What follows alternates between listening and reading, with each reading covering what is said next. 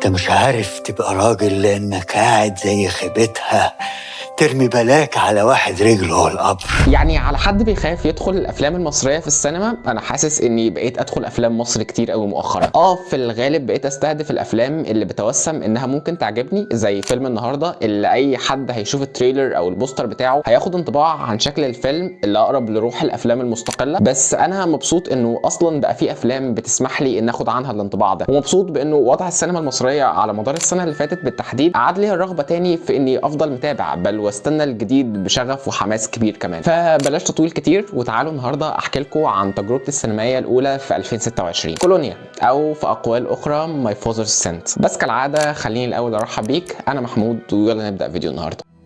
I've seen things you people wouldn't believe. All those moments will be lost in time.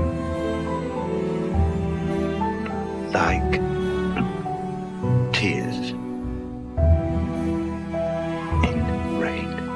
كولونيا هو فيلم دراما يعتبر التجربة الإخراجية الطويلة الأولى لمخرجه محمد صيام، ومن بطولة أحمد مالك وكمال الباشا. أحداثه بتحكي عن فاروق، شاب محمل بكتير من معالم الاضطراب النفسي والضياع، منغمس في عالم المخدرات بل وبيتاجر فيها كمان. فاروق بيصحى يوم العيد الصبح على فجعة وفاة والده عمر اللي كان بالفعل في غيبوبة لمدة 6 شهور، لكن بمعجزة ما تعافى منها ورجع بيته قبل وفاته بيوم واحد بس. اليوم ده قضاه تحت رعاية ابنه اللي من الواضح إنه مستوى الاختلافات بينهم واصلة لمرحلة متقدمة جدا. ومع نظرات العيلة المتشككة اللي بتوجه ناحية الابن بينطلق علشان يسرد لهم ايه اللي حصل في الليلة الأخيرة اللي قضاها مع والده. انت اللي مش شايف حاجه.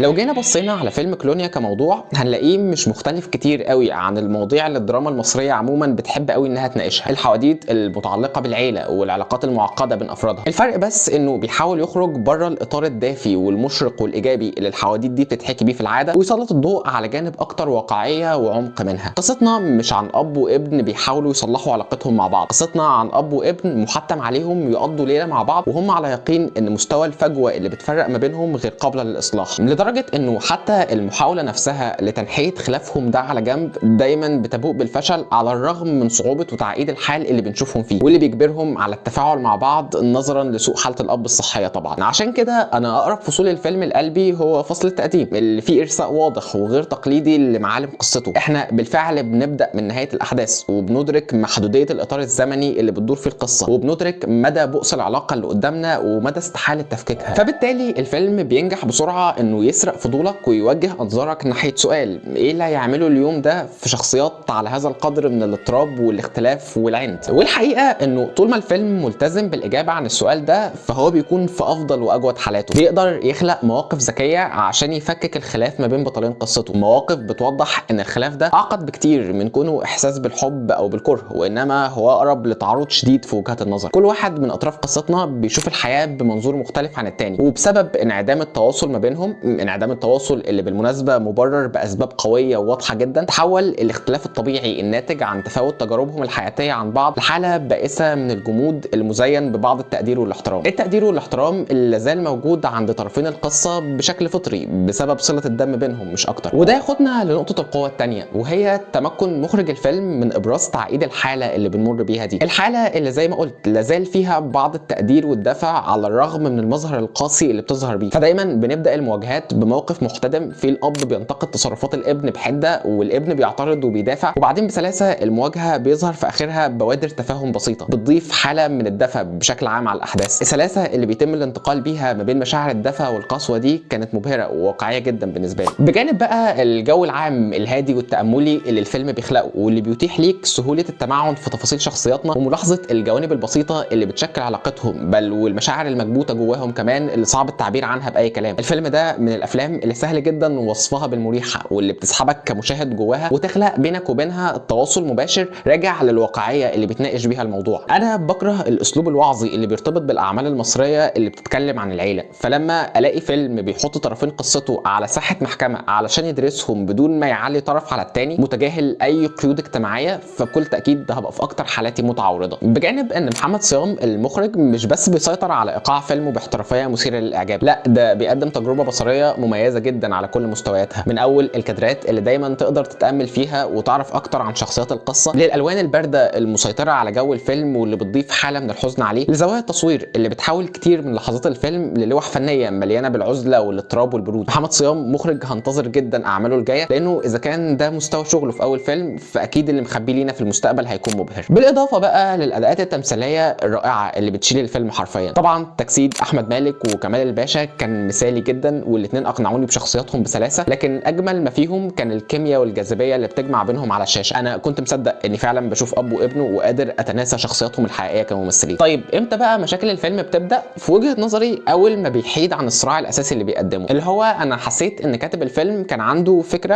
انه عايز يقدم قصه عن علاقه اب وابنه، وبعدين المشاهد اللي كونها في دماغه عشان يقدم الفكره دي من خلالها ما كانتش كافيه، فقرر انه يخلق خطوط جديده بس من باب انها تطول مده الفيلم بدون اي داعي. فبدل ما نكتفي بان تفاصيل الشخصيات بتعرض بوضوح جدا خلال المشاهد اللي بتجمع بين الاب والابن، لا يلا نزيد وضوحها من خلال مشاهد منفصله. خطوط بعينها زي خط شخصيه ساره مثلا اللي اخذ حيز ضخم من الفيلم، او خط وظيفه فاروق المنفصله كتاجر مخدرات والتاكيد المبالغ فيه على كونه محبوس ما بين شخصيتين. حسيت ان دي كلها جوانب ما كانش ليها اي لازمه، وكل اللي عملته انها عكرت صفو حاله التامل اللي الفيلم بيتبناها في عرض قصته. بجانب بقى الحوار اللي مش سيء بالمناسبه، بس هو مليان تبريرات مباشره كتير. حوار الفيلم كان في اوقات بينشغل بانه يفكر المشاهد بشكل مباشر قوي بتفاصيل العالم اللي هو موجود فيه، متجاهل تماما انه في وسيط بصري ممكن كل التفاصيل دي تتنقل بيه عادي، واللي بالفعل ممكن يكون اشتغل في توصيل نفس الفكره قبلها بشويه مثلا. مشكله الفيلم بالنسبه لي هو انه خايف يغرق في تاملاته في تفاصيل الشخصيات اللي يكون صعب المتابعه، فبيلجا لتكوين خطوط ملهاش لازمه عشان تكسر الحاله دي وبالمره تزود مده الفيلم.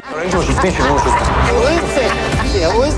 لكن لو جيت تسالني عن انطباعي عن تجربه المشاهده عموما، فهو فعلا انطباع اقرب للايجاب منه للسلب. النقط المميزه اللي فاكرها من الفيلم اكتر بكتير من السلبيات، وده خلاني اخرج منه راضي جدا ومستمتع، تحديدا وانه انا بتواصل بسرعه مع الافلام الهاديه والمريحه دي. فلو انت زيي وبتدور على تجربه فنيه غنيه وحاله عاطفيه جميله تتواصل معاها، فاكيد مش لازم يفوتك الفيلم ده. عشان كده تقييمي لفيلم كولونيا هو 7.5 من 10. وبس دي كان كل حاجه عندي النهارده. لو وصلت لحد هنا شكرا جدا، يا رب تكونوا استمتعتوا. شاركوني برايكم عن الفيلم لو شفتوه. انا محمود وسلام.